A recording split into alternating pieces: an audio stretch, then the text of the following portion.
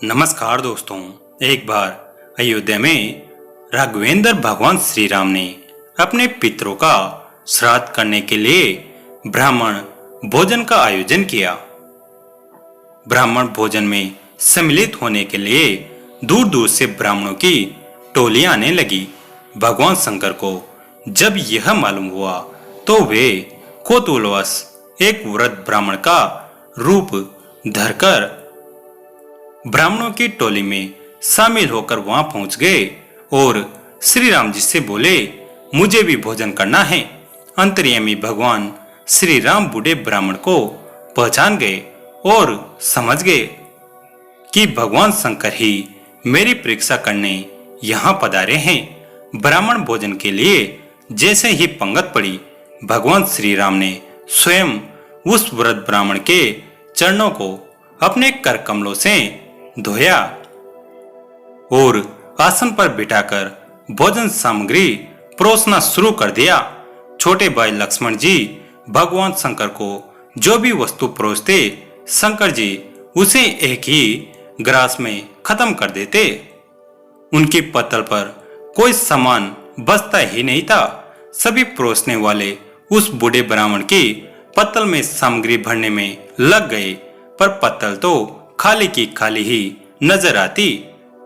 श्री राम जी मन ही मन मुस्कुराते हुए शंकर जी की यह लीला देख रहे थे।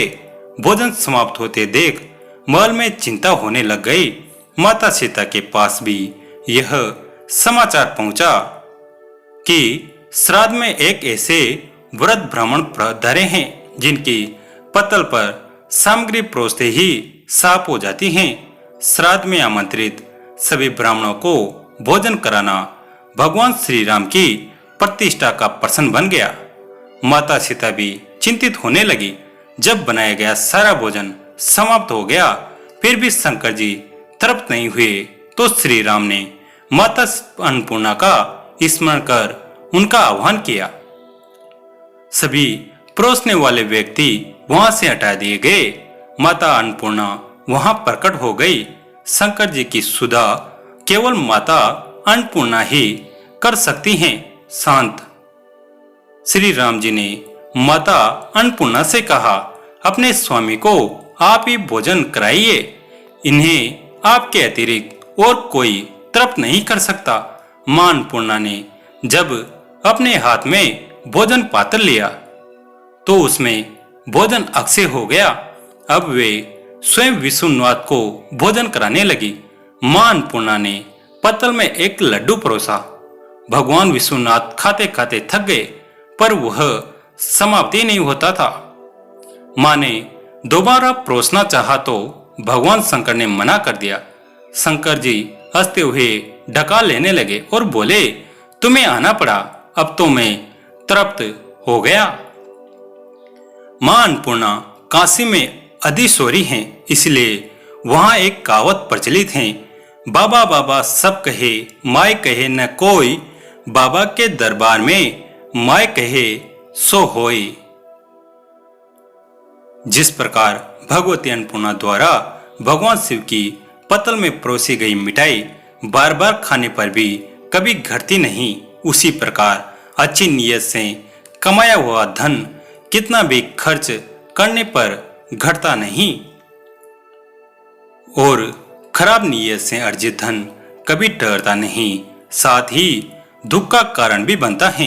सत्यता और ईमानदारी से कमाया गया धन कभी घटता नहीं और चोरी, बेईमानी व अन्य गलत तरीकों से कमाए हुए धन की बरकत भी वैसी ही होती है। इसलिए अच्छे धन की अच्छी बरकत होती है। अब शंकर जी श्री राम जी से बोले, मैं इतना खा गया हूं कि मुझसे अपने आप उठा नहीं जा रहा, मुझे जरा उठाओ।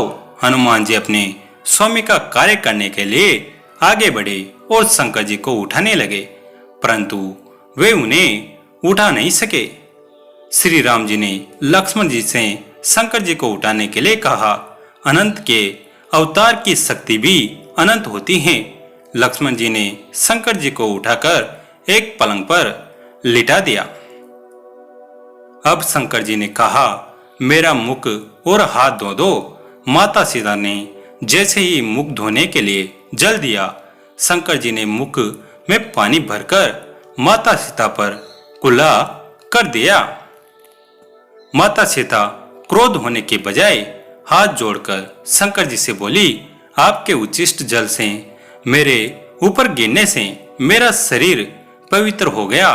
मैं आपकी बहुत आभारी हूं। अब भगवान शंकर ने श्री राम को चरण दबाने की आज्ञा दी। श्री राम और लक्ष्मण दोनों शंकर जी के चरण दबाने लगे और माता सीता पंखा झलने लगी। प्रसन्न होकर भगवान शंकर ने कहा, मैंने तुम्हारी मर्यादा की परीक्षा ली, जिसमें तुम सफल रहे। तुम्हारी जो इच्छा हो मुझसे मांग लो। श्री राम ने कहा, यद्यपि आपके पास जो चीजें हैं, विष का भोजन, विषधर सर्प, बूढ़ा बेल, वे हमारे किसी काम का नहीं, इसलिए आप अपने चरणों की भक्ति दे और मेरी सभा में कथा सुनाया करे। तब से शंकर जी राम सभा के कथावाचक बन गए और पूर्व कल्पों की कथा सुनाया करते थे। दोस्तों, यह प्रसंग आपको कैसा लगा कमेंट करके जरूर बताएं। वीडियो को लाइक करें, चैनल को सब्सक्राइब करें। धन्यवाद।